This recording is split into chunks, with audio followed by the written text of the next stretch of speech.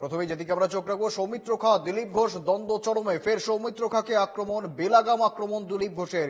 সৌমিত্র খাকে কে সৌমিত্র খা, ওর কথার কোনো গুরুত্ব আছে? পরশুদিন শুভেন্দু অধিকারীকে গালাগালি করেছে, তার আগের দিন সুকান্তকে গালাগালি করেছে। বাপকে জিজ্ঞাসা করুন তাকে, এরা আমাদের বাড়িতে পোষ্য হয়ে আছে। রোজ যে পাল্টায়, বিছানা পাল্টায়। তীব্র কটাক্ষ বিজেপির প্রাক্তন রাজ্য সভাপতির।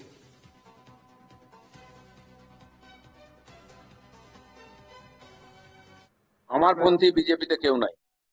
আমি বিজেপি পন্থী। আমি প্রেসিডেন্ট ছিলাম, লোক আমার সঙ্গে ঘুরতো। এখন আমাকে পার্টির কার্যকর্তার নেতা মনে করে, আমার সঙ্গে ঘরে যান। মালদায় আর মুর্শিদাবাদে আমি সভা করে এসেছি। কোন নেতার হিম্মত হয়েছে এখন সভা করার?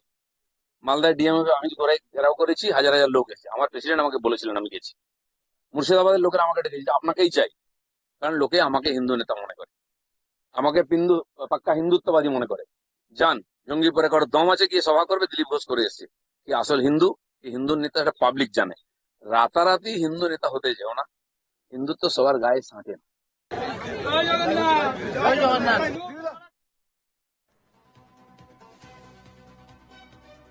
সঙ্গে রয়েছেন প্রতিনিধি বিধান নস্কর। বিধান, কার্যত বেলাগাম আক্রমণ দিলীপ ঘোষের সৌমিত্র খাকে।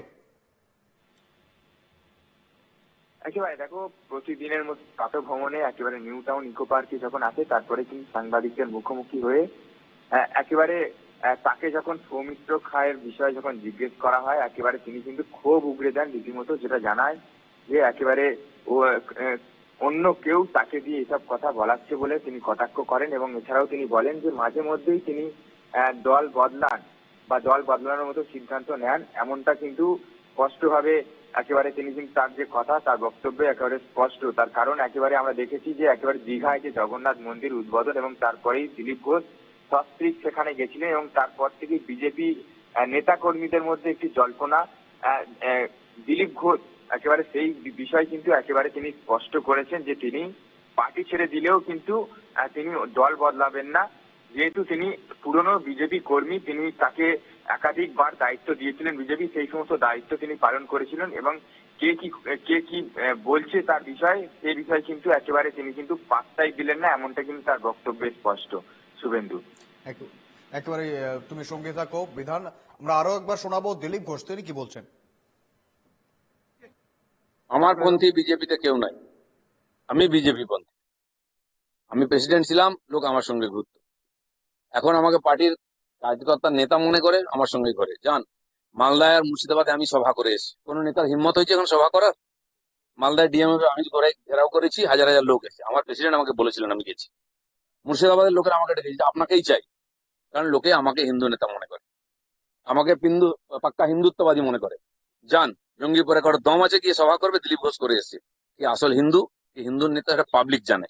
রাতারাতি হিন্দু নেতা হতে যেও না। আবারও যাবো, সঙ্গে রয়েছেন প্রতিনিধি বিধান নস্কর।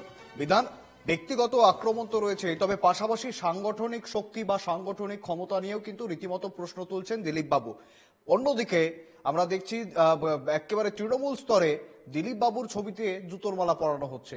এই যে গোটা সিনারিওটা বা গোটা ব্যাপারটা ঠিক কিভাবে দেখছে বিজেপি? দেখো, দিলীপ ঘোষ তার মুখে কিন্তু একাধিকবার বলতে শোনা গেছে যে একেবারে তিনি যখন রাজ্য সভাপতি ছিলেন, একেবারে অনেক নেতা কর্মী তার কাছে এসেছিলেন বা অনেকে তার হাত ধরে এই মুহূর্তে তারা কেউ বিধায়ক, কেউ সাংসদ। সেই কারণে কিন্তু তিনি বারবার কিন্তু তিনি যেটা বলতে চাইছেন যে তার সময়, অর্থাৎ তিনি যখন রাজ্য সভাপতির দায়িত্ব সামলেছেন, সেই সময় কিন্তু একেবারে সংগঠন কিন্তু মজবুত ছিল। বা এই মুহূর্তে একেবারে যে বিষয়টা তিনি স্পষ্ট করতে চাইছেন যে বিজেপি নেতা কর্মীদের মধ্যে যে একেবারে দ্বন্দ্ব শুরু হয়েছে, এই দ্বন্দ্বের কারণেই কিন্তু বিজেপি এই মুহূর্তে পশ্চিমবাংলায় জায়গা করতে পারছেন না, এমনটা কিন্তু জানিয়েছেন। পাশাপাশি তার সময়, অর্থাৎ তিনি যখন রাজ্য সভাপতি ছিলেন, সেই সময় কিন্তু একাধিক নেতা, একাধিক বিজেপি কর্মী সমর্থক তার সঙ্গে ঘুরতেন। এবং এই মুহূর্তে যারা দিলীপ ঘোষ তার প্রাতঃভ্রমণে বা তার বিভিন্ন যে মিটিং মিছিলে তার সঙ্গে দেখা যায়, এই মুহূর্তে কিন্তু দিলীপ ঘোষের সঙ্গে কিন্তু দিলীপ ঘোষের পদ না থাকলেও কিন্তু দিলীপ ঘোষের সঙ্গে কিন্তু নেতা কর্মীরা ঘোরেন, এমনটাও কিন্তু তার বক্তব্যে স্পষ্ট। তিনি বারবার করে যেটা বলতে চাইছেন যে এই মুহূর্তে বিজেপির মধ্যে বা বিজেপির অন্দরে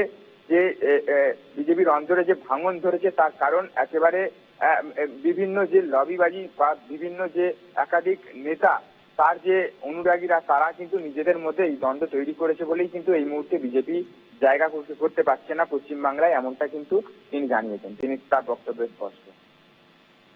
বেশ বিধান, সঙ্গে থাকুন।